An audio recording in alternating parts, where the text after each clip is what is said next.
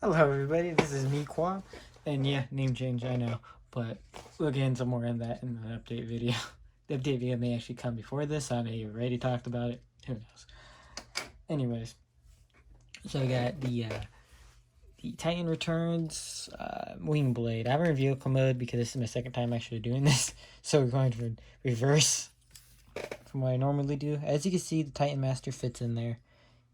You can see the Titan Master on there, which is pretty cool. You just kind of open it up like that. You can remove the Titan Master out. Cool. It's a heavy retool off of the Highbrow Scourge mold. It does some things differently. And we'll get into articulation in just a second. But her weapons do combine. And yeah, weird sled thing. But yeah, here's the Titan Master robot mode. And here is the head mode, or the head for Windblade. I will say my camera, because I'm using my phone, and it's also shooting at 4K, which is nice. My new phone, the autofocus is so much better than my old one. Here's the swords. Pretty cool, pretty cool. Alright, so let's get her transformed. It's pretty simple, actually. Just kind of untab these legs. Push them in. Unfold those out. Fold this back. I usually turn around these. And then push the wings back. Alright, push the wings back and then lift up the arms. And then we get our little insert Titan Master. And there we go. Now we'll cover arm articulation. She does have a bicep swivel.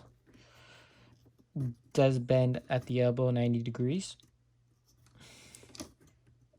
Same articulation as any Titan. Titan's Return Titan Master, really. Just kind of that ball joint swivel, more or less. She can look up a little. Which is kind of surprising, but yeah. Okay, if you lift her arms all the way up, she can do the splits. But obviously, you'd have to angle this if you wanted to, like, actually do it, because, yeah, no, that would get in the way of, like, having it fully on the splits. I don't know why you would pose it like that, but, yeah, you can do that. Her knee can bend more than 90, just due to transformation.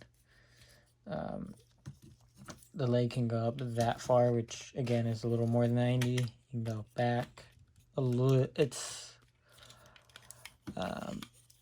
I think if we lift that up, yeah, it's about 90 back. So it's a little more than 90 front. Granted, if you want to get the full back, you're going to have to move that a bit. But yeah, and I'll show you the swords in her hands. The swords are a little clunky, but I've seen clunkier. Oh, sorry, it's Megatron. Anyways. But yeah.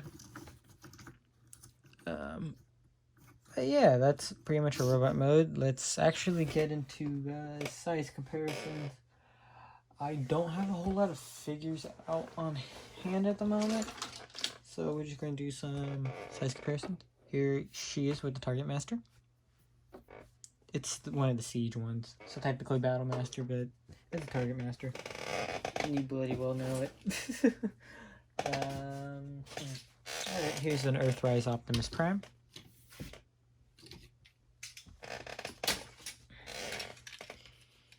Here is a MMC Deadlock.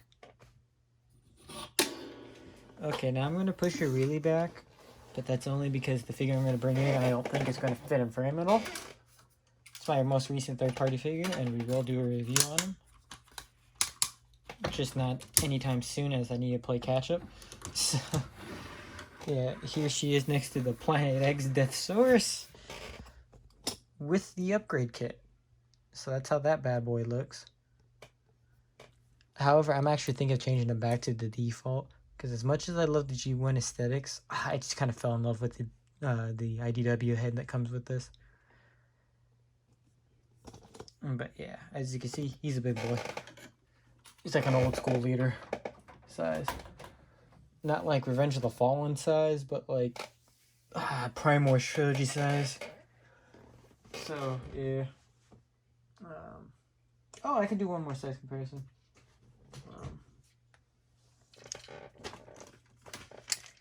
Here is her compared to a G1 Starscream. Oh, and while we're at it, a G1 Blaster. So, Blaster's freaking humongous. So, yeah.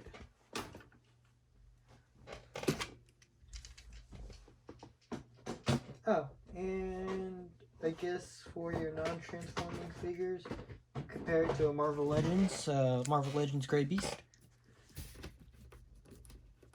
He's actually really dope. I gotta do a review of this figure in particular. I did lose his glasses accessories that comes for his alternate face. But other than that, I have all of his accessories. And he's just, oh my god, such a great figure. I wish I was able to get the blue one, but I'm just happy that I have a Beast. And if being honest, the Grey Beast, at least in my X-Men collection, stands out more because he's more gray, not blue. So, yeah, that's them next to each other.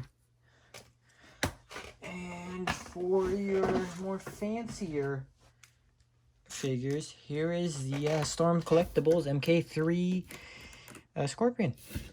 Yes, yes, I do like Mortal Kombat.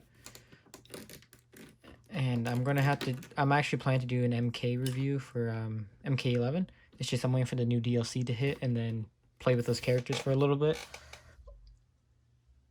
To the point where I'm like, okay, I know how to play the character pretty much, and then do a review of the game. Because it's going to be an interesting thing to tackle, but again, we'll talk about that when that comes around, so that I'm not like spilling beans on stuff that may or may not happen. But yeah. And for final size comparison, I know this part's going fucking forever. Here's a 501st Lego minifigure. Yes, it's from the new 501st Battle Pack. Most of you guys are like, oh, what the fuck's that? But, yeah, for you guys who collect Legos who just happen to watch my channel, yeah, got that. But anyways, yeah, Titan Returns Windblade.